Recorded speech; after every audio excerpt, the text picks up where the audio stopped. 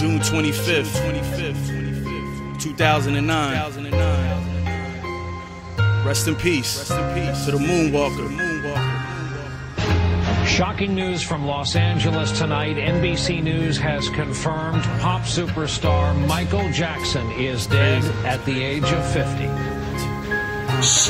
He was more than just an icon that you can never front on, even though they ridicule, let bygones be bygones. We all turn on the news and heard that Mike's gone. Couldn't believe it, never thought we'd see the day. Piece of our youth culture memories died today.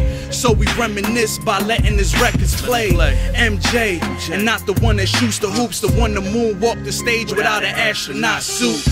The one that always gave it his best, dancing and singing, he always poured it out of his chest. The one that had a whole global effect and ended up becoming a slave to his own success. But look what he left, they imitate but can never duplicate your steps. So let these hypocrites speculate your death. Seems like the media had you stressed and you was tired, it was time for us to let you rest. So when you're standing there and there's a sea of people responding to you, screaming your name as they were, what does that feel like? Love. You feel lots of love, and I feel blessed and honored to be able to be an instrument of nature that was chosen to give them that, what I give them. I'm very honored and happy about that. An instrument of nature, that's an interesting way to describe yourself. I remember all your hits like Beat It and Billie Jean. Remember they would play Thriller on every Halloween. One of the best videos that ever hit the screen. He was the one love, one glove dancing machine. On MTV he was smashing the scene. A perfectionist that was really living his dream. That's why in the pop culture they called him the king. And try to heal the world with the song that he sings. Breaking race barriers, giving them an outlet. Before Usher, Chris Brown ever came out yet. Another man with that impact, I really doubt that. Had fans fainting every time he performed. The most money donating when it came to the poor, which a lot of y'all nowadays seem to ignore. More than just a Hollywood star on the floor, the ones in the sky, the one you can't deny. I do as many hospitals as I do concerts. I do as many orphanages as I do concerts.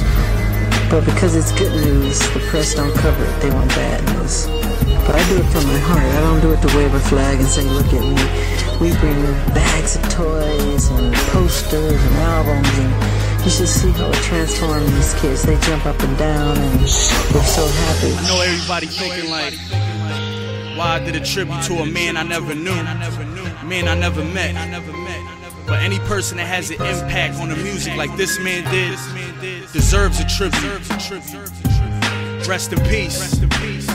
The Moonwalker, MJ, you'll never be forgotten. You live through the music, your spirit lives on. Upset because I used to always love the song. I used to always like soundtracks. I used to memorize the lyrics of it. I was in my office. My son called me and said, Michael Jackson, Steven, don't play like that. He said, Mom, I'm serious. I just left everything. I don't know why I left my purse and everything. I was crazy. And there was a reason many Michael Jackson fans were drawn to the Apollo. It was from this stage on Amateur Night 40 years ago that the career of the Jackson 5 took off and Michael Jackson was launched into superstardom. The Apollo's historian who was in the theater that night said he knew right away he was looking at the future king of pop.